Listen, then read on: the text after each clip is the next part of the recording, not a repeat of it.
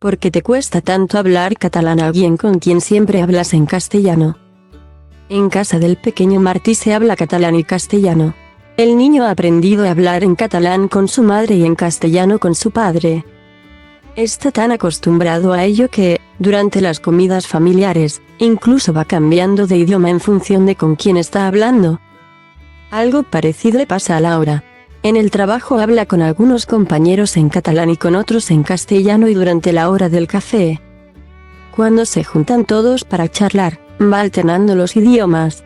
¿Este tipo de escenas te resultan familiares? Si vives en un entorno bilingüe. Probablemente sí.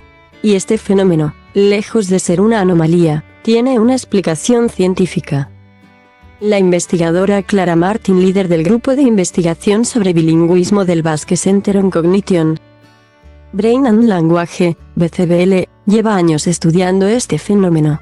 Empezó a investigar el tema cuando trabajaba en Barcelona y ahora, desde el País Vasco, continúa indagando en este fascinante efecto que resulta muy común en los entornos bilingües. Es muy interesante porque nos ayuda a entender cómo funciona el cerebro y cómo cada uno de nosotros puede reaccionar de manera diferente a este tipo de estímulos. Explica la científica en una entrevista con el periódico. Es muy interesante porque nos ayuda a entender cómo funciona el cerebro. Clara Martín, neurocientífica experta en bilingüismo. Como tu cerebro activa un idioma. Para entender este fenómeno hay que empezar por el principio. Cuando una persona bilingüe se dispone a hablar, su cerebro se ve obligado a seleccionar un idioma. El hecho de escoger, por ejemplo, entre catalán y castellano no solo implica abrir el diccionario mental de uno de los idiomas. Según explica Martín, para que tu cerebro pueda activar un idioma necesita obligatoriamente inhibir el otro. Este fenómeno se ha observado en experimentos científicos en los que se ha monitorizado la actividad cerebral de personas bilingües. De hecho, en algunos estudios neurológicos incluso se han llegado a rastrear cómo el cerebro activa áreas diferentes en función del idioma que habla una persona.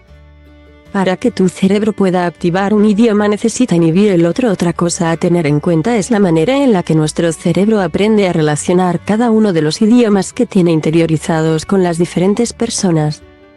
En el momento en que empezamos a conocer una persona, y a construir un vínculo con ella, uno de los elementos más importantes es el idioma en el que trazamos la relación.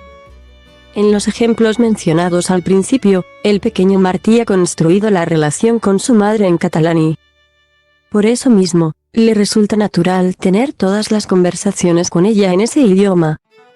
Entonces, ¿cómo sabe el cerebro de una persona bilingüe, con uno o más idiomas interiorizados, cuando tiene que activar uno u otro?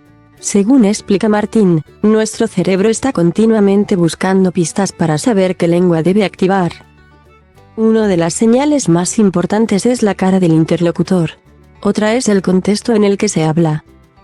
Otra incluso es el tema de la conversación. Todos estos factores van dando pistas al cerebro para saber cuál es el idioma que vale la pena desplegar y, a partir de ahí, se enciende el interruptor de una lengua y se apaga el interruptor de todas las demás. Coste cognitivo. Imaginemos ahora que Laura empieza una conversación en castellano con una amiga. De repente, un amigo con el que habla catalán entra en la sala y se une a la charla. Porque a Laura le resulta más fácil ir cambiando de idioma que escoger solo uno.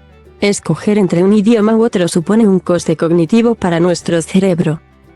Pero tener que activar una lengua que no asociamos con una persona o un contexto nos resulta aún más costoso. Explica Martín. Por eso mismo, a veces cuando intentamos forzar un cambio de idioma nos es más fácil cometer errores.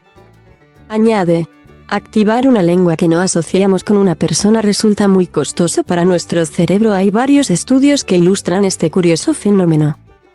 En un experimento, por ejemplo, se pidió a las personas bilingües que dijeran el nombre de diferentes objetos, como una manzana, una silla o un sol, en un idioma como, por ejemplo, el castellano.